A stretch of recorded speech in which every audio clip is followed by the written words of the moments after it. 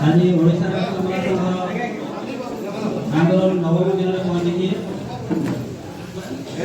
आम सौभाग्य आज आम चेयरमैन एक्शन काउंसिल कमिटी श्रीयुक्त नायक सार अच्छा आम भवन में आम राज्य सभापति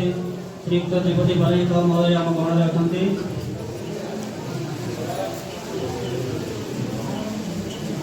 श्रीयुक्त मनोज पारिक गोयल भाई सेक्रेटरी अच्छा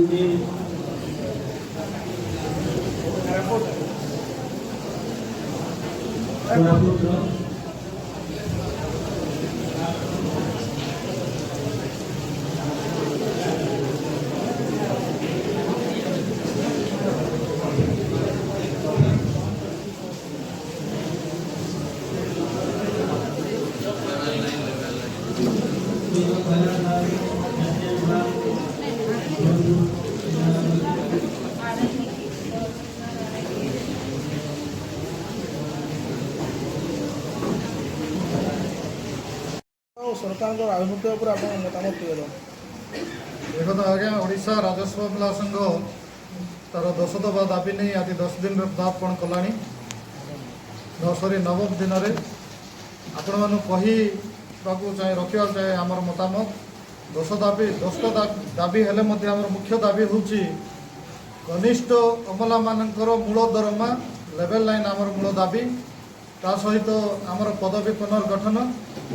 नूतन पदवी सृष्टि स्वास्थ्य बीमा 20 लाख पर्यंत आम दाबी करुचु सरकार पाखरे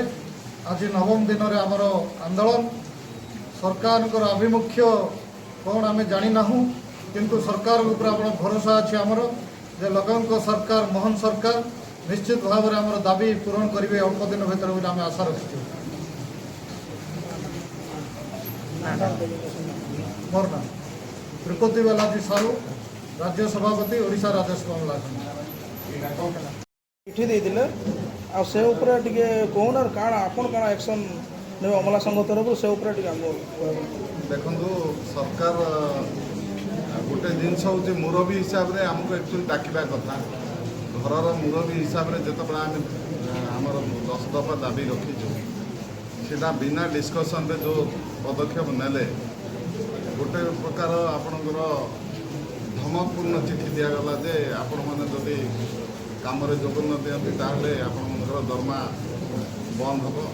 सेवा पुस्तिकार आपणकर रिफ्लेक्ट कराब यहाँ गोटे दुर्भाग्य था